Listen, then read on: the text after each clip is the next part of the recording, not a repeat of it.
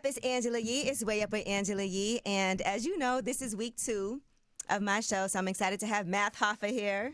Yeah, I'm in the building, y'all. What's up? Finally, I'm here. My expert opinion.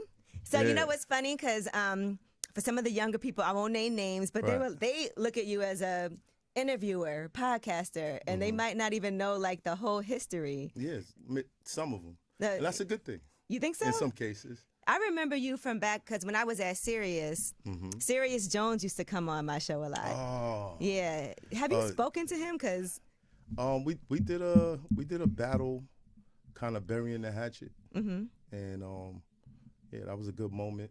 You know, I feel like the handshake got more views than the actual battle. Right. So everybody kind of, they wanted to see that. You know, we had our issues, our differences, or whatever. But yeah, free Jones, man. He's locked up right now. Do you talk to him at all since, like, while he's been locked up? He's had some. I spoke to him a while ago about him coming on the show, and since then I heard that he got locked up. So. Okay. So for everybody that you ever battled, have you buried the hatchet with all of those people? No. Sometimes I like to bury the hatchet right in the middle of their heads. You know what I'm saying? Just leave it there forever. No. But I mean, I don't got no issues with nobody in battle rap now. Being I'm in a different space, I barely have time to really, checking on the culture. I know I have to, though. I know these guys are still out there killing it. You know what I mean? And so I love the fact that you're able to get all different kinds of people on your show to tell stories that you don't get to hear anywhere else. I know we've played a lot of it from when I was on the Breakfast Club, and then even now you've been having some great moments. And then seeing people interview you. I saw the Drink Champs 3-hour-long interview. Yes. Shout out to Nori. That was my third time up there. Third time. I was the first battle rapper to go on Drink Champs, and then he invited me back. And then I also saw you talking about your life coach. So can you tell us a little bit about having a life coach? And I know you said you met your life coach through Dave Chappelle, but no, I met another life coach. Oh, another one after that. Okay. And then that's what kind of opened my mind to the idea of having one. So explain that to us, because I've never had a life coach. I always hear about it, but how has that helped you? And what exactly does a life coach do? I think a life coach kind of gets you to see the things that you're not seeing. Like your subconscious mind has programming that you've collected throughout the years, and you don't realize you might be running a program. It's like somebody walking down the block. If you watch scary movies all the time, you see a shadow. That's me. The shadow looks like the monster in the last scary movie. But people are doing that every day with past situations, past traumas, where they're seeing things a certain way, but it's not necessarily that. It's like a filter on your eyes or on your mind or on your ears, and they kind of point out the things that, okay, you keep leaning this way, keep leaning this way. Let's figure out why. What was the first situation that you felt like this? And kind of get you to do the soul searching that everybody needs to do. It's kind of like having a psychiatrist, but they're not licensed. You know what I'm saying? But that helped me a lot because it opened my mind to doing new things and being positive about new situations and creating new stuff.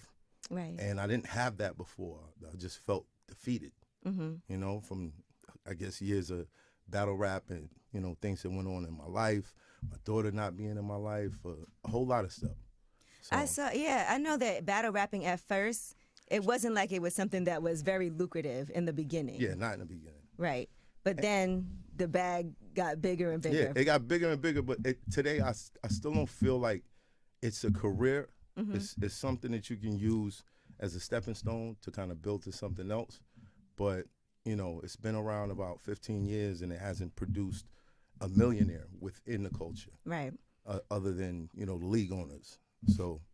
How do you think it helps you when it comes to what you're doing now, making this pivot into being on the other side, doing interviews with artists? How do you think your background as far as being a battle rapper and the people that you met along the way, and a lot of people have respect for you in that manner too, how do you think it's helped you as far as your style of interviewing? Well, in battle rap, you got to pay attention to what people are saying, especially if you're the type of guy that's going to, create a rebuttal.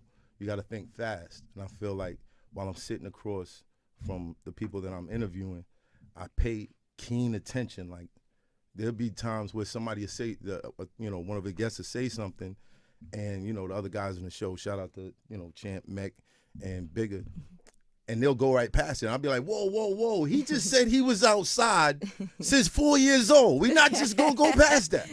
You know what I'm saying? So it gives me the ability to think quicker, because you have to be really like mentally sharp to stand on the stage and present 15 minutes to 20 minutes of new material that no one's ever heard before, Right. and be on point with it, and then to be able to hear what your opponent is saying and come up with something to rebuttal it. So I guess that's what I got from it, and now I'm using it on the show. I know sometimes the conversations get a little bit heated on your show, as you guys have passionate. Shout out to Yayo, man. Shout out to Yayo. Uncle Murder. Yeah, shout out to those guys. Yayo's my guy, the Talk of New York. Yeah.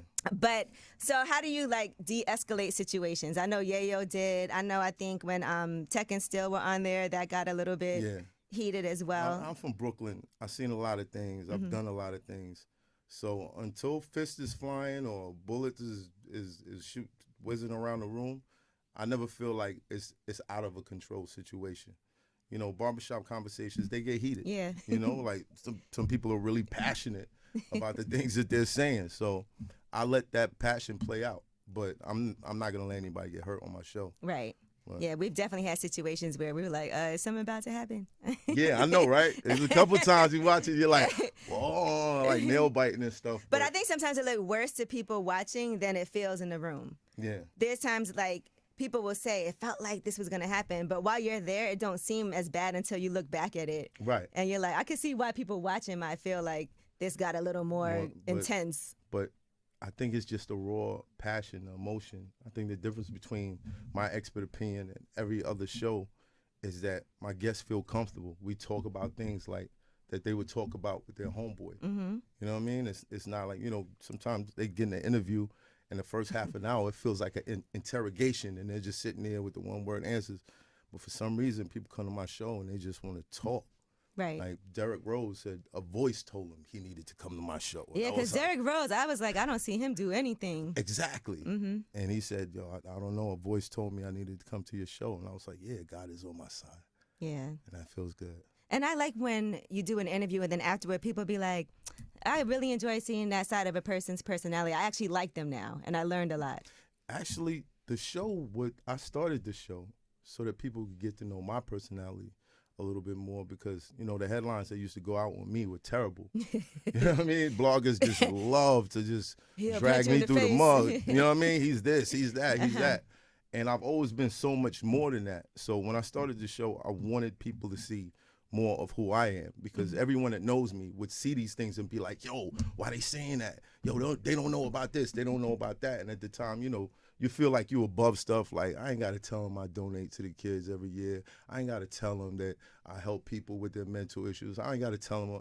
But really, you do have to tell them. You know what I mean? Because if you don't, like, you know, an unchecked lie becomes the truth. Mm-hmm. So when people are dragging your name through the mud, you got to say something. If you feel away and you're not above it, you feel away, you're not above it, you should address it. So yeah, there's a different ways that I approach it, because sometimes things happen and I'm like, if I keep on addressing things, it makes it more of a story than if I ignore it. Oh no, you don't got to do it like constantly, but just pick your moment and say, okay, I got time today. I was talking to Ray J. We were discussing how he has a lot of viral moments, and I was like, it's all press, good press.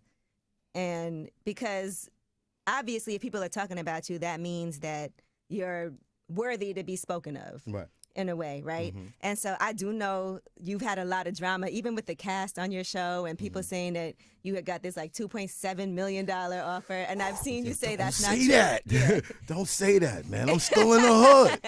Still in the hood. You're going to put a target on my back, man. Nah. But you know what's interesting to me is that you said you did have a contract, and so I don't know that most people on the table. Shout out to Diddy, Love, but you know, we didn't really come to that space where it was like, okay, cool, let's move forward. And I kind of like being independent, right? You know, until somebody presents a situation like you really dropped the bag, like, all right, take care of the whole family, take care of my co-host family, we good, you know what I mean? But for right now, I like being independent. I don't like, you know, anyone telling me what to do or telling me I can't do this interview or do that interview. I like the freedom of it. You know, and to be top 5 and independent, it's great. If you were going to tell other people, because this is about successful podcast, if you were going to tell people now, because you know a lot of people are starting podcasts, what are some things you would tell them they need to make sure that they handle before they get started, that you learn yourself along the way, that you wish you would have known from the beginning? Well, if you're going to interview people, you need to learn how to listen. Some people, like, they railroad their guests, and they just, you know, they're too eager to talk about themselves when, you know, most people are going to be there to find out about that person. So you got to be a good listener. And you know if you're the type of person that, you know, is good with conversations. You might go out to certain places, is always make friends or spark up conversations with strangers, and they're good conversations. If you have that, then yeah, you could be an interviewer, you could be a podcaster. But the number one thing I would say is just start. 99% of the time, that's the hardest part, just starting. Right. You start it, you keep it going, see where it goes. Did you know in the beginning, did you feel like it was going to take off the way that it did? I always knew. Oh, no, I didn't know, but I was hopeful. I was very positive about it, and I guess the energy that I put out there, it came back and was like, hey, guy, you were right.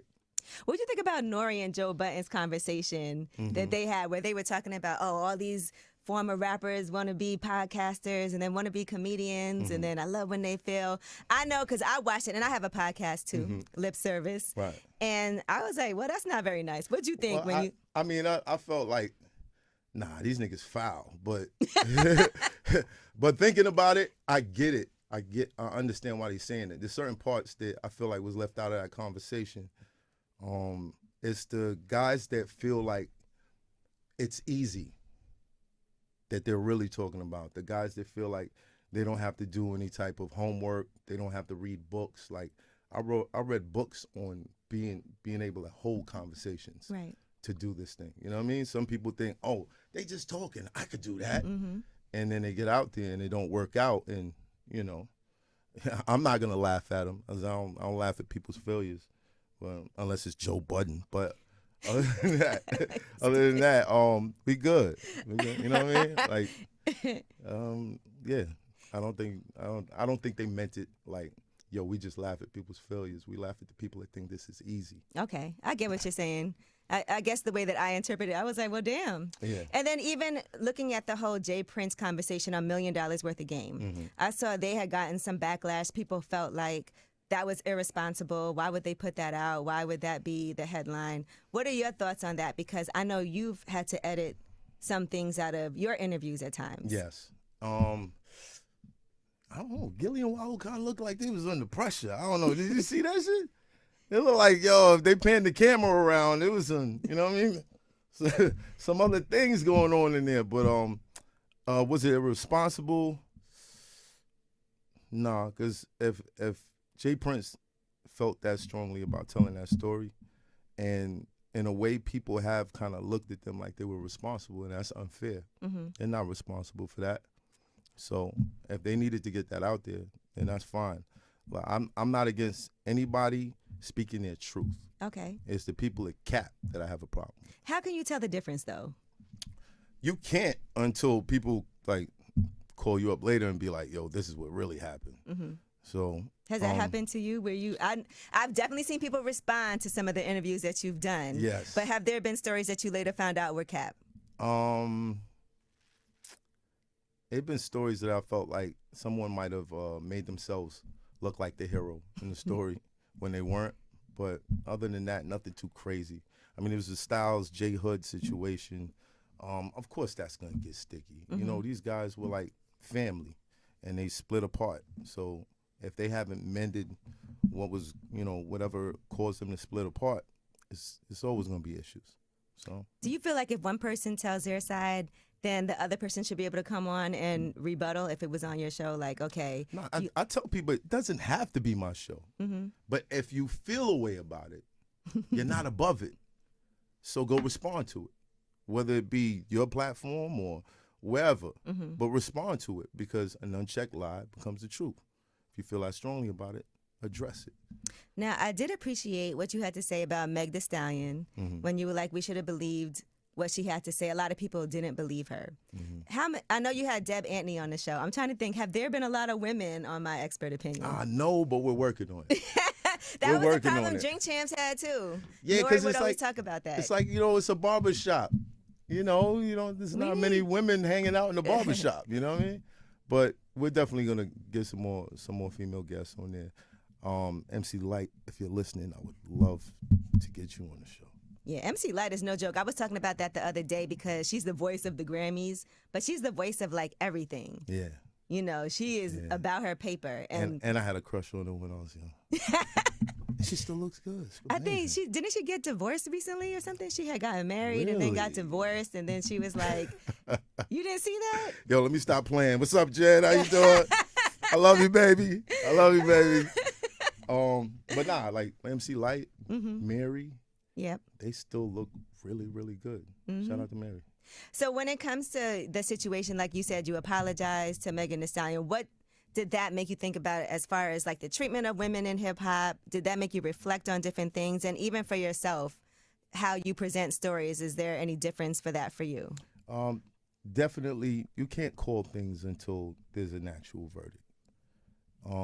Things may look one way, but if you don't know the whole story, you jump out there, you just end up looking like an asshole later, and that's how I felt. I felt like an asshole after the whole thing, and I felt like I needed to apologize to her because I know, if she never saw the clip, there were other people that were probably influenced by the clip, and then they might not have bought her story.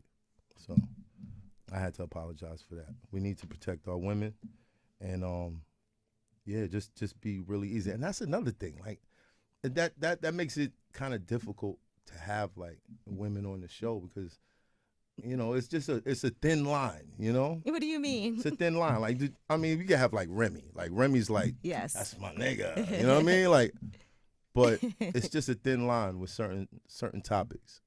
Like, give me an example. Like, what could we not talk about? What would you feel uncomfortable?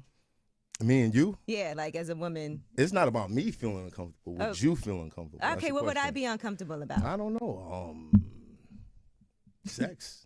Really? Yeah. You think I'd be uncomfortable talking about sex?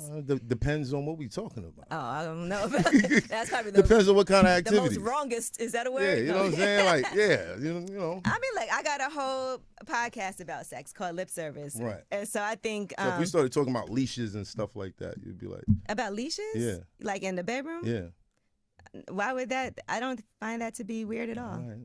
As a matter of fact, Ray J today Ray J earlier was co-hosting Way Up, and he was talking about a situation where he had anal sex with a woman and she shitted all over him. And then he said he had to limbo out of the bed so none of it would slide off onto the bed and get in the shower to get it off. Messy. See, now you're uncomfortable. Yeah. Exactly. Because then it takes you back to situations where you're like, that happened to you too. Okay. I learned that you got to go get a whole kit for that type of stuff. Like, really? Like take a colonic? care of it. Everything. Just take care of it. So a whole prepreration situation. Yes. Yeah. That's not a random thing. That's not like it takes on the planning. fly. No Taco Tuesday and then anal. Yeah, sex in Wednesday. the car. Oh, let's do anal. No. You know what your car is gonna smell like? Oh my God.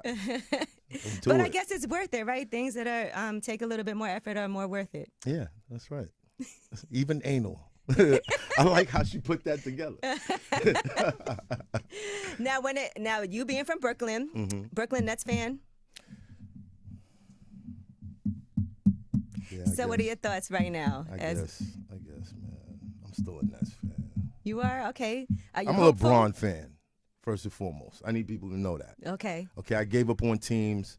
Shout out to Patrick Ewing, but, that layup, it scarred my childhood. So I just, I pick players that I like, and I just follow them around. Like, okay, LeBron's over here now. Okay, let's get some Lakers jerseys in here, But I did have faith in the Nets. Mm-hmm. They've been doing so much better than the Knicks. So now where are we at? It's kind of tough.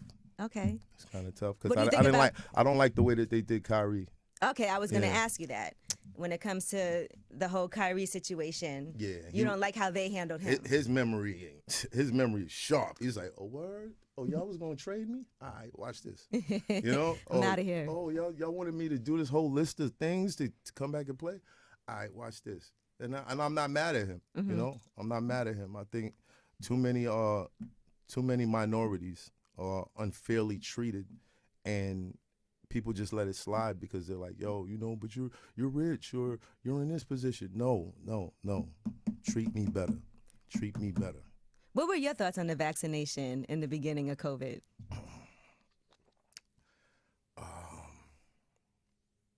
My thoughts was I'm not really messing with that.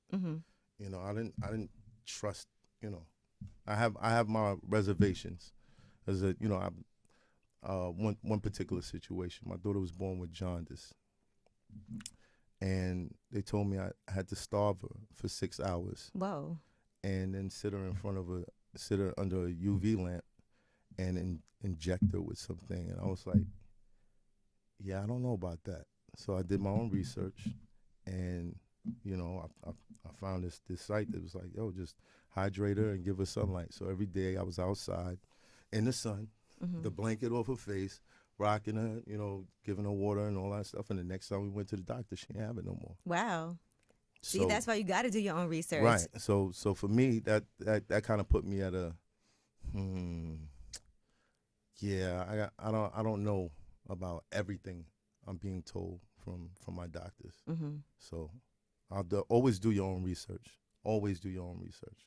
And this was your daughter that you didn't get to see for some years? No. Oh, okay. This is my youngest. So tell me what happened, because I know you were on a mission to find your daughter. So tell me about that situation. Yeah. My daughter was born, and a year after she was born, a year after me memorizing this smile and this voice and this giggle and the things that she likes and all the things that, you know, all the memories that I have of playing and having fun with her, she was taken out of my life. And, you know, her mother at the time felt like, you know, she was justified in doing it. And I didn't see her till 9 years later. 9 years later. How did you manage to find her? She found me, again, through my life coach, positive thinking, and, you know, putting affirmations out. I'm not saying that was it, but I don't know. There was a connection there one day because it was her birthday, and she said, I want to speak to my dad. And luckily, I had the same number, and that happened. We cried. It's a beautiful thing. I battled Sirius Jones, and I took that money. I went down to see my daughter for a little while, and I came back and started my expert opinion. Wow. Yeah. Did you forgive her mom? How hard was that to do for you? I mean, it's still tough because, you know, when it comes to like children, you have to forgive because you're not only in that child's life forever, but you're also in the parent's life forever. Like, you guys are forever connected, your family, regardless, you know. So I had to forgive, but it's still tough to think about, Right. because, you know, my daughter has a different idea of why that happened than I do. You understand what I'm saying? So what was it like when you finally got to go see her? It was awesome. It was awesome, man. And it's funny because when I was a kid, I was an artist. You know, I used to draw a lot of stuff. And to see that, you know, out of nowhere, she's an artist. She draws. She's excellent. She's like really, really, really good. It was just, it gave me a good energy, you know. And I was really depressed for a long time over that. It gave me a good energy, and I took that good energy and I started my expert opinion. And So when it comes to monetizing, right? Because like I said, this is to help people who are doing podcasting of their own. Right. How long did it take for you to say, okay, for you to get money? Like, were you getting money from the first episode, or was it, I'm going to just do this, build it? Because I think sometimes people are impatient and they think that the podcast game. And they think it's going to it's just going to like, come how in do like I make that. money?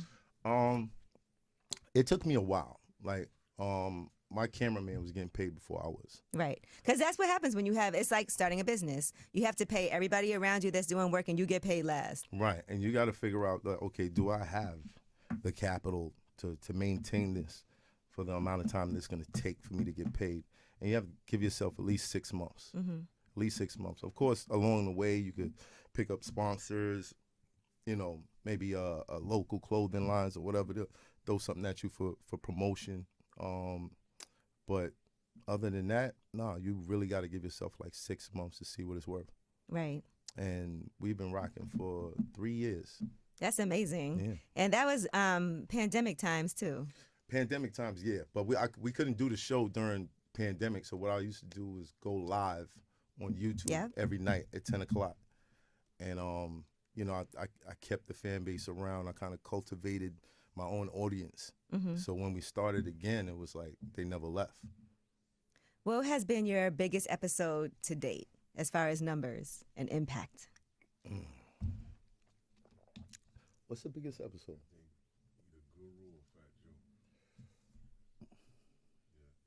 Between those two? Yeah, I could go Method Man. Because that meant a lot to you also. It meant the whole lot. So tell me about you and Method Man's relationship. That's the big homie, man. It's my big brother.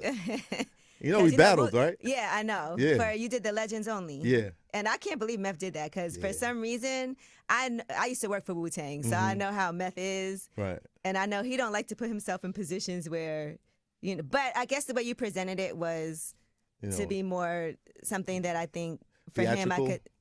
Theatrical. Yeah. But you still got to write your stuff. You know what I mean? But, you know, Meth, I think he was one of the first people that showed me just so much confidence. Like, yo, Math, you're a genius. You should be writing plays. You should be writing movies. You should be doing this. Like, he's always felt like I was going to do something great. I mean, he gave me a verse almost 15 years ago. Like 15 years ago. And since then, like, you know, we don't speak every day, but we maintain a relationship. And he's always giving me words of encouragement and all that. He's like a real big brother to me. You know what I mean? So, yeah, shout out to Meth. So for you, that meant, and then you get to see him as a lawyer, but thank God he's a crooked lawyer, right? Yeah. I was kind of mad at him, man, because he had that episode with the sex scene, and I called him. I was like, yo, bro, why you ain't tell me your cheeks was going to be out, my man? I didn't want to see that. Come on, son. You supposed to warn niggas like, yo, Matt, but next episode my cheeks is out, so just be careful. You know what I mean? This is crazy. But, so did you take that to heart, though, as far as writing plays and writing movies? Yeah, there's a lot of things that I want to do, but again, you know, we're only 3 years old, and I feel like there's a lot more that we have to improve. So, you know, one thing at a time. And I'm working on music too. I just started a record label, DFG Records, Destined for Greatness. Signed an artist named Brooklyn Hands. I'm looking at a couple other artists. Where's he from? He's from Coney Island. Yeah, right. Coney Island, though, to be specific. Okay. Right? So, you know. You still live in Brooklyn? No. Oh, come on. I don't. You know what they do out there? Yeah, I love Brooklyn. I love Brooklyn, though. Yeah, me too. Yeah, I love it. But it's so different now. Yeah, it is. It is to a certain extent. But in a way, it's still the same. It's still a lot of culture. It's still a lot of, you know. DFG. So DFG Records. And then I want to say this. So when you say Young Guru is one of the biggest episodes, to me, what I love that's fascinating is that those episodes with people that are more like behind the scenes, like a Deb Antney, like a Guru, those are the ones that really are the big ones because we don't get to hear a lot of those stories. Right, because they're not like the people that's, you know, in the spotlight. So, and they have a plethora of information and just stuff to share. Like Deb, like shout out to Deb. Yeah, Deb she had like everybody awesome. talking. Like I love my mom. I love my mom. But if I could have two mothers, Deb would be one of them. Deb would be the other one. She would be. I would love to make her an auntie, you know, an unofficial auntie. Like Deb is great. She's awesome. Well, let me ask you this. Back in the day when you were really battle rapping, right, from early on and doing Fight Club and all that, were labels trying to give you a deal and like change and maybe mold you into a more pop art type artist or something more mainstream? Well, shout out to Clark Kent. That's another big bro right there. Clark wanted me to rap for girls. And I was like, Clark, you know what I'm doing in these streets, man? So I didn't really buy into it. But now, like, man, listen, every studio session I'm knocking out something talking about a relationship, love, polygamy, it's a whole bunch of stuff. So I'm at that point in my life. You think polygamy is rap for girls? Polygamy, yeah, I think it's rap for everybody. I think it's rap I don't know for if polygamy everybody. is a rap for girls. That's okay. No, it depends on how you put it. You Okay, know? Like, put it in a way I can understand. Like I don't want to lie to you. Okay, is that rap for girls? I don't know. Yeah, I don't want to lie to you. I love you and I love her, and I don't want to lie to neither one of y'all. So what can we do? So so your thing is you believe in polygamy. Polygamy. I think it's so many terms, bro. I'm getting confused. People like polyamorous, but I'm like, what? Nah, so you couldn't be with just one woman? I'm not saying that.